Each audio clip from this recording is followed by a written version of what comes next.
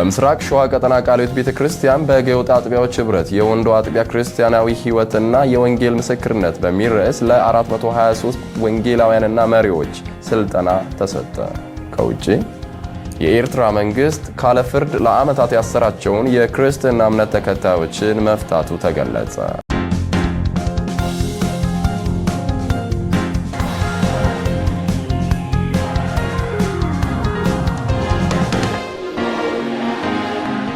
ሰላም ውድ የቴሌቪዥን ተመልካቾቻችን ከእግዚአብሔር ከአባታችን ከጌታም ከኢየሱስ ክርስቶስ ጸጋና ሰላም ለእናንተ ይሁን። ከሕይወት ቴሌቪዥን የሰዓቱን መረጃዎች ይዘን ቀርበናል። አስጨናቂ ሀብታሙ መረጃውን በመምራት ከእናንተ ጋር ቆያለሁ። አብራችሁን ቆዩ። ቤተክርስቲያን በአካል ጉዳትና በአካል ጉዳተኝነት ዙሪያ ያላትን እሳቤና ተግባራዊ እንቅስቃሴ በመገምገም በቀጣይ መውሰድ ያለባቸውን እርምጃዎች ላይ ትኩረት አድርገው እንዲሰሩ ጥሪ ቀረበ። ባልደረባችን ሮማን ከሊል ተጨማሪ አላት። በኢትዮጵያ የስነ መለኮት ድረ ምረቃ ትምህርት ቤት አዳራሽ ታህሳስ ቀን 3 2018 ዓ.ም ኩዌር ኢትዮጵያ የልጆች ሆስፒታል ቲር ፈንድ እንዲሁም የኢትዮጵያ ወንጌል አማኞች ቤተ ክርስቲያናት ካውንስል ጋር በመተባበር በተዘጋጀው መድረክ በአገር አቀፍ ደረጃ ያለውን የአካል ጉዳተኝነት ነባራዊ እውነታ በቤተ ክርስቲያናት ያለውን የአምልኮና ተግባራት ያሉበት ሁኔታ የተመለከተ ጥናታዊ ጽሑፍ ቀርቧል። በመርሃ ግብሩ ላይ አካል ጉዳተኝነትና ተያያዥ ርዕሰ ጉዳዮችን በማንሳት ውይይትና ምክክር የተደረገ ሲሆን ሀገራችን ሆነ በዓለም አቀፍ ደረጃ የአካል ጉዳተኝነት ድርሻ ጉልህ መሆኑን በመድረኩ ላይ ተወስቷል። ቤተክርስቲያን በአካል ጉዳትና ጉዳተኝነት ዙሪያ ያላት እሳቤና ተግባራዊ እንቅስቃሴ በመገምገም በቀጣይ መውሰድ ባለባቸው እርምጃዎች ላይ ትኩረት ሰጥታ እንድትሰራ ከዝግጅት ክፍላችን ጋር ቆይታ ያደረገችው በሕይወት ቴሌቪዥን የብርሃን ሾው አቅራቢና አዘጋጅ ብርሃኔ አመኑ ተናግራለች። የዛሬው መርሃ ግብር እንግዲህ በኢትዮጵያ አካል ጉዳተኞችና የቤተክርስቲያን ጉዳይ ላይ ያጠነጠነ ነው። ያዘጋጁት ትሪፈንድ ኪር ኢትዮጵያና ኢትዮጵያ ካውንስል ናቸው። በጣም ቆንጆ ፕሮግራም ነው። በጣም ደስ የሚል ነው። ምክንያቱም አካል ጉዳተኝነትን ያላካተተ የቤተክርስቲያን ጉዞ የትም እንደማይደርስ ያየንበት ጊዜ ነው እስካሁን እስካለው ድረስ እና የእግዚአብሔርን ቃል ሰምተናል። የእግዚአብሔር ቃል ስለ አካል ጉዳተኞች ምን ይላል፣ ደግሞ ትኩረት በምን መንገድ ማድረግ አለብን የሚለውን አይተናል። በጣም ብዙ ቴስቲሞኒዎችንም እያየን ነው የሚሰሩትን እና በዛ መርሃ ግብር ላይ እኔም የራሴን የህይወት ተሞክሮ ለማካፈልና የምሰራባቸውን ነገሮች ለማካፈል ነው የመጣሁት። ይሄ የመጀመሪያው በኢትዮጵያ እርምጃ የጀመርንበት ቀን ነው ብዬ ማሰብ እችላለሁና ቤተክርስቲያን ብዙ አካል ጉዳተኞችን እረስታለች። የተረሳውን አካል ወደ ቤተክርስቲያን ማምጣት ደግሞ በዚህ ዘመን ግዴታችንም ስለሆነ እኛም እንደ ብርሃን ሾው የምንሰራው ኢትዮጵያ አካል ጉዳተኞችን ወደ ቤተክርስቲያን ማምጣት ግዴታዋ ነው በሚል ነው። ስለዚህ ይሄኛው ፕሮግራም በጣም ቆንጆ ነው። እኔ ወድጄዋለሁ። ቀጣይነት እንዲኖረው ያው ሁሉም ቤተክርስቲያን መስራት አለበት። እኛም እንደሱ ነው የምናምነው። እንደገና ካውንስሉ ይሄንን ጉዳይ ብሎ ከተነሳ ሌሎችም አካላቶች ከያዙት እኔ እንደው በየ6 ወሩ በየ3 ወሩ መርሃ ግብር ተቀርጾለት እየተገናኘን ሁላችንም በዚህ ጉዳይ ላይ ብንመክር። ምክንያቱም አሁን በኢትዮጵያ የአካል ጉዳተኝነት መጠን እየጨመረ ነው። በጣም ብዙ እየሆነ ነው። እነሱን ሳንይዝ ምንም አንሰራምና እኔ አንድ እርምጃ ብንሻገር ጥሩ ነው ብዬ አስባለሁ። ይሄ የሁሉም ስራ ነው። የገሌ ብለን የምንወስደው አይደለም። በዚህ ጉዳይ ላይ ልናመሰግነው የሚገባው አካል ሕይወት ቲቪ አንድ እርምጃ ጀምሯል። ስለዚህ ሌሎች ሚዲያዎች ይህንን እንዲጀምሩ በዛው እናበረታታቸዋለን። ስለዚህ ሁሉም እየተረባረበ ስራውን መቀጠል አለብን ብዬ አምናለሁ። በተያያዘ ዜና ካውንስሉ ሌሎችም የሚዲያ ተቋማት ለአካል ጉዳተኝነት በማህበራዊ መንፈሳዊ ኃላፊነታቸውን ይወጡ ዘንድ የኢትዮጵያ ቃልዮት ቤተክርስቲያን የኮሚኒኬሽንና ስነ ጽሁፍ መምሪያ ክፍል ኃላፊ የሆኑት አቶ ሽመልስ ኃይሌ ያሳስበዋል። ዛሬ ብርሃን ሾው የኛ የሕይወት ቲቪ አንዱ ቋሚ ፕሮግራማችን ነው። መተው ማአት በተለይ በቀደም ደግሞ የኢትዮጵያ የአካል የአይምሮ ህሙማን ፕሬዝዳንት አይደለ ሁሉ መታለች፣ ሲስ መጥቷል።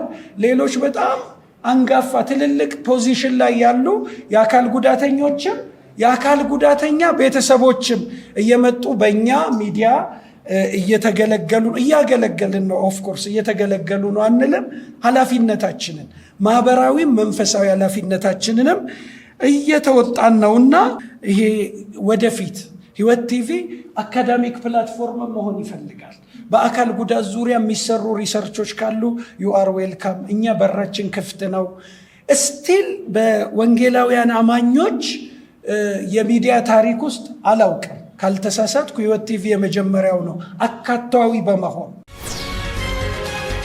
በምስራቅ ሸዋ ቀጠና ቃልዮት ቤተክርስቲያን ህብረት በገዮጥ አጥቢያዎች ህብረት በወንዶ አጥቢያ ክርስቲያናዊ ህይወትና የወንጌል ምስክርነት በሚል ርዕስ ለ423 ለወንጌላውያንና መሪዎች ስልጠና ተሰጠ። ባልደረባችን ጽጌረዳ አለሙ ተጨማሪ አላት። ታኅሳስ 3 እና 4 2018 ዓ.ም በምስራቅ ሸዋ ቀጠና ቃልዮት ቤተክርስቲያን በገዮጥ አጥቢያ ህብረት በወንዶ አጥቢያ 423 ወንጌላውያንና መሪዎች ስልጠና ተሰጥቷል። የስልጠናው ርዕስም ክርስቲያናዊ ህይወትና የወንጌል ምስክርነት የሌለው የመንጋ አያያዝ በሚል ርዕስ ነው። ስልጠናውን የሰጡት ወንድም በላይ ሱጋሙና መጋቢ ታደሰ ኑርጋ ሲሆኑ ወንድም ሚካያስ ናማራ ጸሎት አድርጓል። እንዲሁም በከተማው አደባባይ ላይ ሲኦልና የገነት በር የተሰኘ መንፈሳዊ ፊልም በማሳየት በተሞከረው የወንጌል ምስክርነት በሺዎች የሚቆጠሩ ሰዎች ወንጌል ሰምተዋል።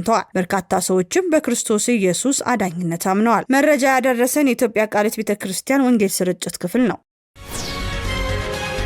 የሰላም ግንባታና የልሂቃን ሚና በሚል መሪ ቃል ከ20 በላይ የሚሆኑ የተለያዩ የፖለቲካ ፓርቲዎች የተሳተፉበት የምክክር መድረክ ተካሄደ።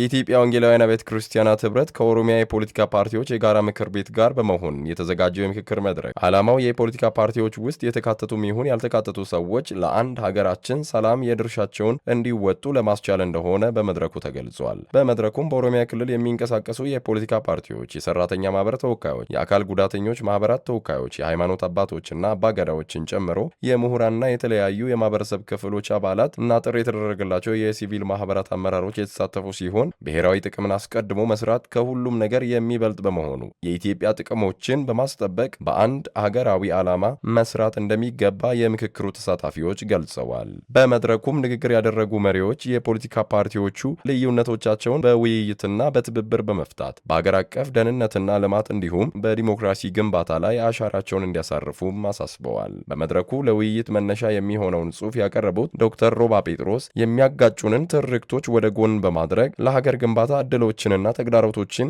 በመለየት ቀደም ታሪካችንን በማወቅ አንድ ሀገር እየተካሄደ ያለውን ማህበራዊና ኢኮኖሚያዊ ለውጦች ግን በጋራ ከማስቀጠል አንጻር የበኩላችንን ልንወጣ እንደሚገባ ተናግረዋል። የመድረኩ ተሳታፊዎች በበኩላቸው አብያተ ክርስቲያናት ያዘጋጀውን ምክክር አድንቀው ልዩነታቸውን አጥብበው የጋራ ለሆነችው ሀገራችን ሰላም በትብብር እንደሚሰሩ ተናግረዋል። ከተመሰረተ 50 ዓመታትን የተሻገረው አንጋፋው የኢትዮጵያ ወንጌላውያን አብያተ ክርስቲያናት ህብረት ከመንፈሳዊ አገልግሎት ውጪ ማህበራዊ አገልግሎቶችና የሰላም ስራ እየሰራ መቆየቱ ያነሱት የኢትዮጵያ ወንጌላውያን አብያተ ክርስቲያናት ህብረት የሰላምና አድቮኬሲ መምሪያ ዳይሬክተር አቶ ደቻሳ ሂርባሳ እንደ አንድ የሀገር ዜጋ ያላቸውን ኃላፊነት እንዲወጡ የማንቃት ስራ እንደሰሩ ተናግረዋል። ወንጌላውያን አብያተ ክርስቲያናት ህብረት ቀደም ብሎ የሰላም ግንባታ ላይ በርካታ ስራዎችን መስራቱን ያነሱት አቶ ደቻሳ አክለው የተለያዩ ተቋማት በሰላም ዙሪያ ስራዎችን አስቀድመው እንዲሰሩ ህብረቱ የማንቃት ስራ እየሰራ መሆኑንም ተናግረዋል። አቶ ደቻሳ አክለውም በመድረኩ የተሳተፉ አባላት ወደ መጡበት ሲመለሱ ራሳቸው የሰላም ሰው በመሆን እንዲሰሩ መልእክትንም አስተላልፈዋል።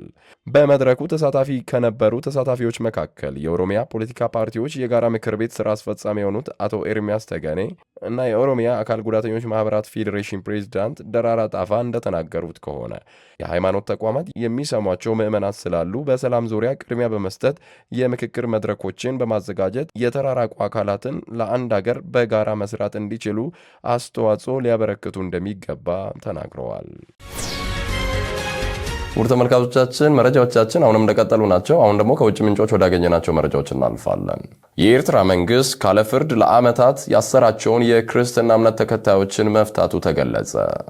የኤርትራ መንግስት በሀገሪቱ ውስጥ እውቅና ከተሰጣቸው የክርስትና እምነት አብያተ ክርስቲያናት ውጪ አባል በመሆናቸው ለዓመታት ታስረው የቆዩ ወደ 98 የሚጠጉ ሰዎችን መልቀቁን ምንጮች ገልጸዋል።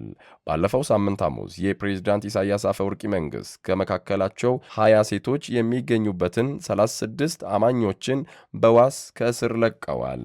ከተለቀቁት መካከል አብዛኞቹ ማይስሪዋ በተባለ እስር ቤት ውስጥ ከ5 ዓመታት በላይ መደበኛ ክስ ሳይመሰረትባቸው እንዲሁም ፍርድ ቤት ሳይቀርቡ በእስር ላይ ቆይተዋል። በተጨማሪም ምንጮች እንዳሉት ሌሎች 17 እስረኞች ባለፈው አርብ ከእስር ቤት እንዲወጡ ተደርገዋል።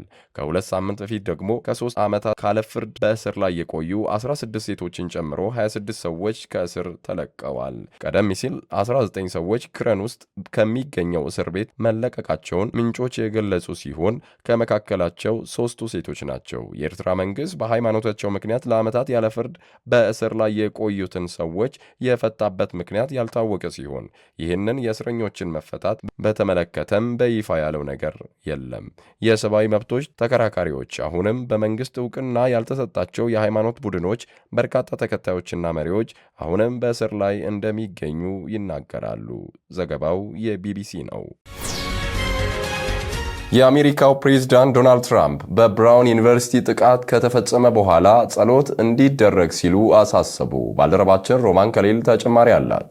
የአሜሪካ ፕሬዝዳንት ዶናልድ ትራምፕ በሮድ የደሴት ካምፕ ላይ የተፈጸሙ ጥቃቶችን ተከትሎ ለተጎዱና ለአቅራቢያቸው ላሉ ጸሎት እንዲደረግ ጥሪ አቅርበዋል። ወታደራዊ ባልሆነው ጥቃቱ በብራውን ዩኒቨርሲቲ ካምፕስ በተዘጋጀው መጠለያ ውስጥ 2 ሰዎች ሲገደሉ ሌሎች 9 ሰዎች በከባድ ቆስለዋል። ከተጎዱት መካከል 8ቱ ሕይወታቸው በከፍተኛ አስጊ ሁኔታ ላይ ይገኛሉ ተብሏል። በሮድ ደሴት የሚገኘው የአይቪ ሊግ የተባለ ዩኒቨርሲቲ ካምፓስ ውስጥ በአሁኑ ሰዓት በደህንነት ምክንያት ተዘግቷል። ጥቃቱ ቅዳሜ ዕለት የተፈጸመ ሲሆን ተጠርጣሪው እስካሁን እንዳልተያዘ ተነግሯል። አሁን ማድረግ የምንችለው ለተጎጂዎችና በጣም ለተጎዱ መጸለይ ብቻ ነው።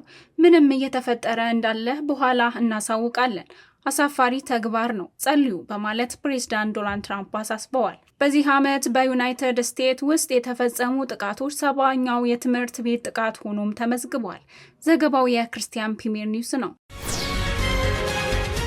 በሹፌር አልባ ታክሲ ውስጥ አንዲት ሴት በመኪናው የኋለኛው ወንበር ላይ ልጅ መገላገሏን ተሰማ።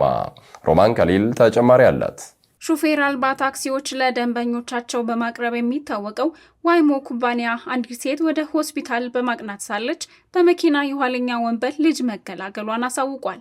የዋይሞ ኩባንያ ቃል አቀባይ እንደተናገሩት አገልግሎት ፈላጊዋ እንስት ሹፌር አልባ ታክሲ የያዘችው ወደ ጤና ተቋም ለመሄድ እንደነበረና ጉዞ ሲጀምሩ በመኪናው የኋለኛ መቀመጫ ያልተለመደ እንቅስቃሴ በጉዞ አስተባባሪ ቡድኖች መታዘባቸውን ተከትሎ ለፖሊስ የአስቸኳይ እርዳታ ጥሪ ማስተላለፋቸውን ከኬቲቪኦ ፎከስ 2 ቻናል ተናግረዋል። ዩኤአይ በበኩሉ እናት መኪና ውስጥ ካለ ሰው እርዳታ ልጇን በሰላም የተገላገለች ሲሆን ሰው አልባ መኪናውን በመዳረሻነት ወደ ታዘዘው ሳን ፍራንሲስኮ ዩኒቨርሲቲ የሕክምና ማዕከል ለተጨማሪ የሕክምና እርዳታ አድርሷታል።